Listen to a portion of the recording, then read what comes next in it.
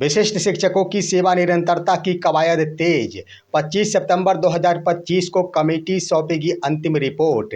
इसके बाद एक बार फिर से बनेगी विशिष्ट शिक्षक नियमावली। अच्छे दिन आने वाले हैं विशिष्ट शिक्षकों की। कमेटी के एक सदस्य ने दिया बड़ा बयान। दोस्तों नमस्कार, मैं हूं आपका दोस्त एसके चौधरी। वर्षों से मांग, विशिष्ट शिक्षकों की हमें सेवा निरंतरता का लाभ मिलना चाहिए। और दोस्तों इसको लेकर अब सरकार की आंखें खुल गई है।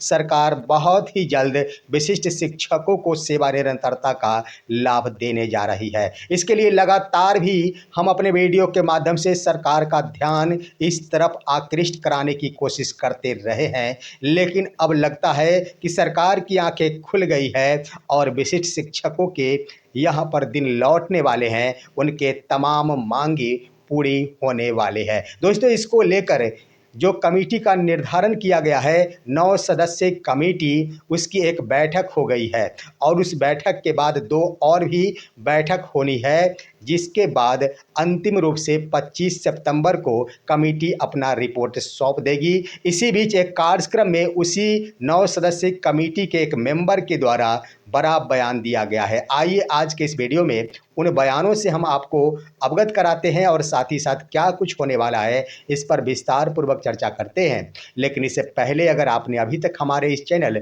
सुसत्य वचन को सब्सक्राइब नहीं किए हैं तो कृपया अभी सब्सक्राइब कर लेंगे। दोस्तों आप सभी को मालूम है कि लगातार ही हम अपने वीडियो के माध्यम से सरकार को इस तरफ अपना ध्यान केंद्रित करने के लिए आग्रह करते रहे थे कि आखिर विशिष्ट शिक्षकों की वर्षों की सेवा की अनदेखी नहीं की जाए, अन्यथा वो तमाम शिक्षक कुंठित हो जाएंगे। इन्हें तो हर हाल में सेवा निरंतरता का लाभ मिलना चाहिए। पे प्रोटेक्शन तो नियमावली में प्रावधानित है ही। इसको लेकर दोस्तों जो खबर आ रही है उसके अनुसार 9 सदस्य कमेटी का जो गठन किया गया था उसकी एक बैठक हो गई है और इस बैठक का परिणाम भी सकारात्मक आया है। इसमें कुछ संचिका वित्त विभाग को भेज दी गई है। जो संचिका थी वेतन विसंगति से, और उसका रिपोर्ट आना अभी बाकी है।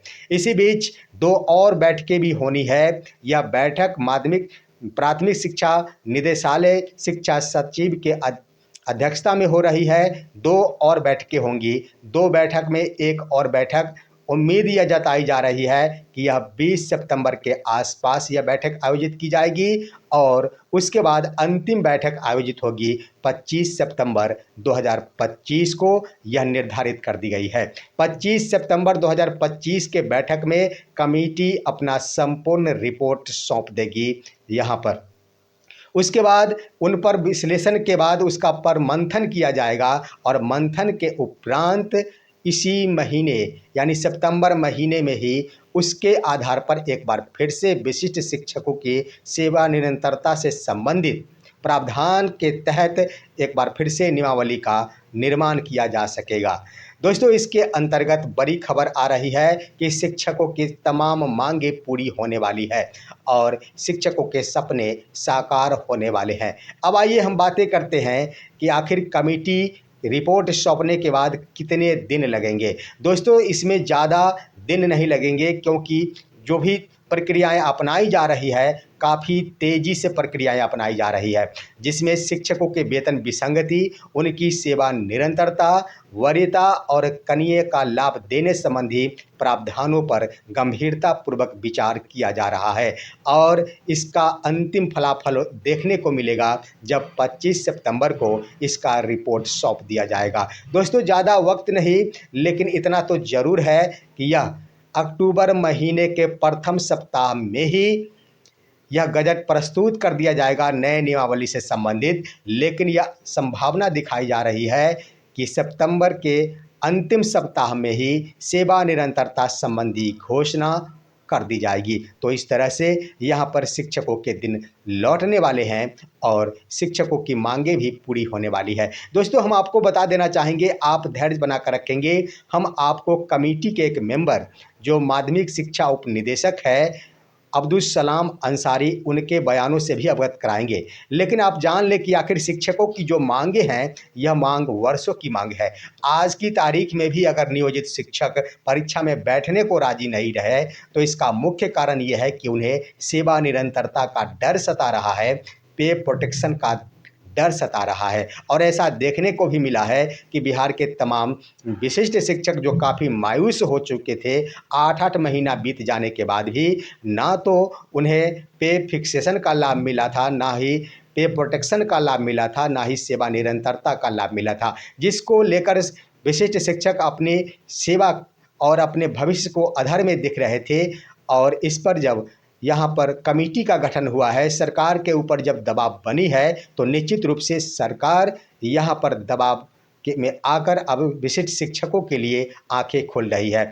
उसके बाद दोस्तों आइए हम आपको वही कमेटी 9 सदस्यीय कमेटी के एक मेंबर है जिनका नाम है अब्दुल सलाम अंसारी, माध्यमिक शिक्षा निदेशक माध्यमिक शिक्षा उप निदेशक है। वो एक कार्यक्रम में भाग लिए थे और वह कार्यक्रम था नवनियुक्त प्रधानाध्यापक एवं प्रधान शिक्षकों का सम्मान समारोह। उस कार्यक्रम में वो अपनी उपस्थिति दर्ज कराए, लेकिन यह कमेटी के मेंबर होने के नाते आखिर किन किन कार्यों पर उनके द्वारा अमली जामा पहनाया जा रहा है, कहां तक यह कार्य आगे बढ़ा है, इस पर उन्होंने क्या कुछ कहा है उस सभा में, जरा देखिए इस वीडियो में।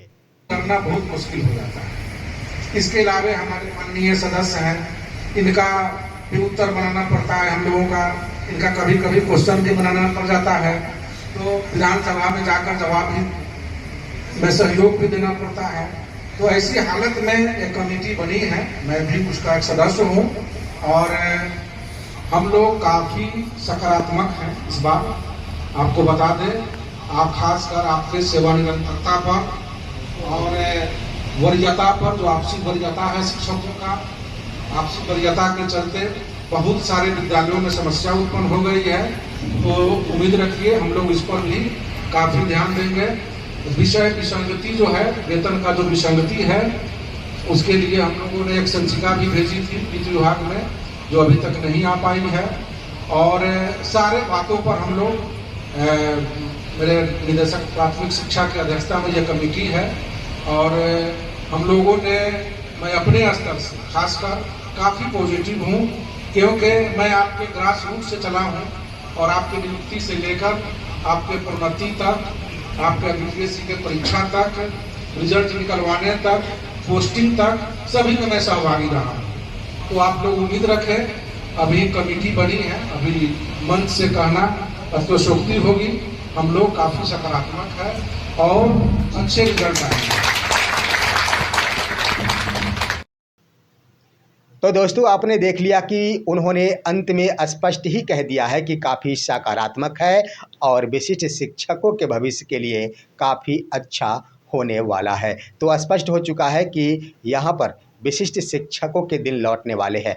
एक और मैं बातें कहना चाहूँगा कि यहाँ पर अगर सरकार के द्वारा विलंब किया जाता है, अगर शिक्षकों को यहाँ पर धोखा में रखा जाता है, तो शिक्षक दूसरे रास्ते भी अपनाने को तैयार है और इसकी भी शिक्षक शिष्टमंडल की ओर से तैयारी की जा रही है। विशिष्ट शिक्षकों की एक शिष्टमंडल के प्राप्त खबर के अनुसार अगर वर्तमान सरकार समय रहते विशिष्ट शिक्षकों को सेवा निरंतरता, पे प्रोटेक्शन और साथ ही साथ सकारात्मक रूप में सेवा निरंतरता और पे प्रोटेक्शन का लाभ नहीं देती है, तो सरकार नेता प्रतिपक्ष के सामने इन मुद्दों को रखेंगे। यहाँ पर विशिष्ट शिक्षक नेता प्रतिपक्ष बिहार के सामने इन मुद्दों को रखेंगे और उन्हीं से आग्रह करेंगे कि नए सरकार में ही आखिर विशिष्ट शिक्षकों का सेवा निरंतरता का यह वर्षों का सपना पूरा किया जाए। परंतु मेरा मानना है कि ऐसी नौबत नहीं आएगी और